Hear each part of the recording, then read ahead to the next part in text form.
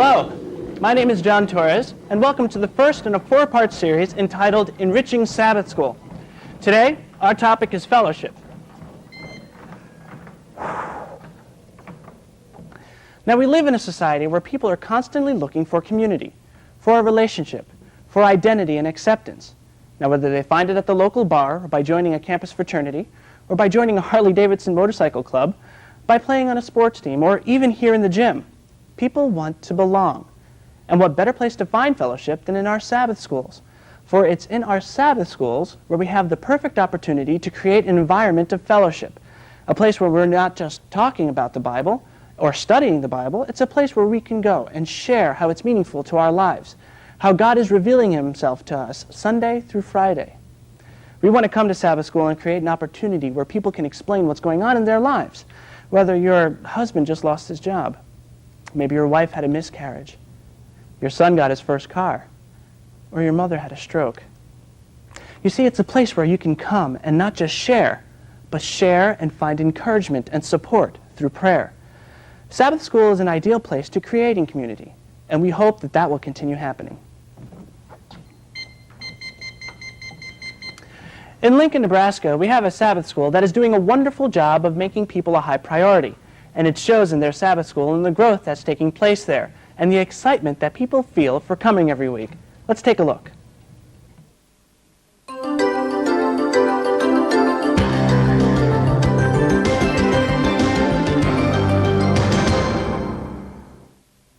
I'm really enjoying the fellowship that we have in the class. I particularly like the way that our prayer time together, as well as the money and time ministry time, builds a community where we get to know each other quite well. What I really like about that is when we get to the lesson study portion of our time together Sabbath morning, we're able to quickly dive into the Word, and we know each other already, so we talk deeply about things that matter to us in the lesson study time. Synonymous with joining the Something Else Sabbath School class, I had the misfortune of being diagnosed with prostate cancer. The class at that time was very small. They gathered around and we knelt and prayed, and the peace that came upon me, it was just absolutely indescribable. This small group of people had more in mind than just studying the Sabbath school lesson, but they had in mind of helping people that were in dire need and seeking. One of the things I think I like the most about the class is how they take time to pray for others in need, and those others doesn't have to be people in our Sabbath school class. A situation that was very close to me was for my brother. I have a brother who's been battling chronic alcoholism.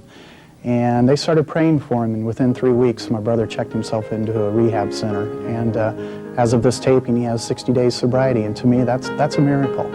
And to ask people to pray for my brother when I'm not a member of the church, I thought maybe it might be a reach, and it wasn't. And this class didn't let me down, and for that, I'm grateful. Now, wouldn't it be wonderful if all of our Sabbath schools had stories like that? But we're not through yet. Let's listen to some more from Australia.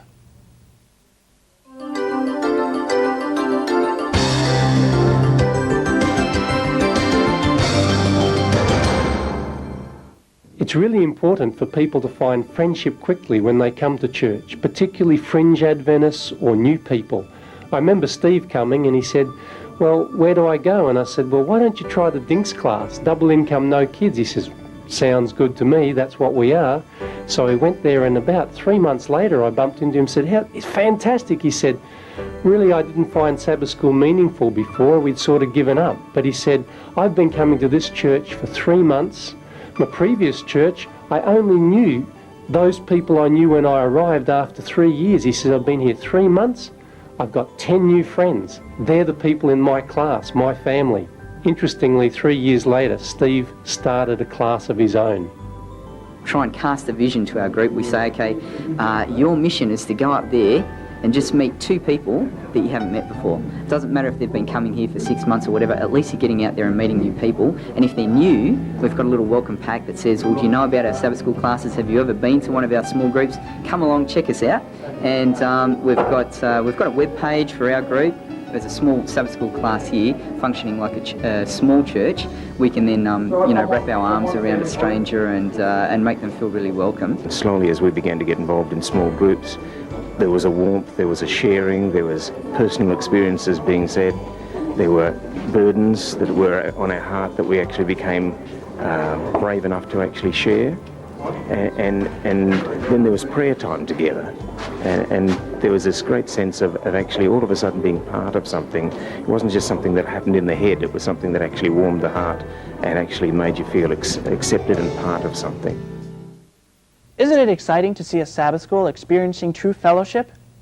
As all of us are trying to build stronger relationships in the community, we decided to head out into the streets and ask some of the very people who may be one day sitting in your Sabbath school class the question, what is one thing that you can think of that will build stronger fellowship in your Sabbath school? Let's see what some of them have to say. Well, when I think of fellowship, I think of people getting to know each other better, not just going to Sabbath school and reading the lesson.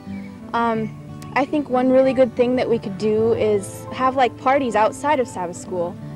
One thing that we used to do with my Sabbath school group was go over to different people's houses every week, like for Vespers, and have hot dogs and popcorn, and then just play games and sing and stuff. That was really fun. I think a really good Sabbath school would be incorporating people's experiences in Sabbath school, not so much going to Sabbath school week after week, just doing the lesson and then going to church, because a lot of people get their blessing from knowing other people's experiences and such. Everybody could bring a dish from his culture to this place of potluck and explain their dishes, and they could all eat together and have a fine fellowship after Sabbath school.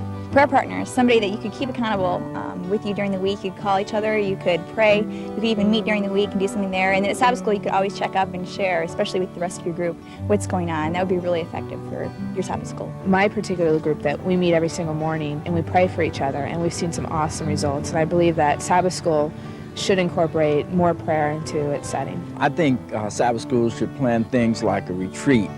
I think one of the things that helps Sabbath schools and any organization grow is to have that family type feeling, and you can get that with a retreat. One way I think to make Sabbath school better is to have a monthly calendar at the beginning of each month, and to put down for the Sabbath school group people's birthdays or anniversaries, tests that students may have, doctor's appointments for anybody that may, be having health challenges, and then photocopy those, copies of the calendars to all the Sabbath school members so that they can have it there at home with them. They can put it on the refrigerator or whatever, and pray for those people on those important dates for the month that they had.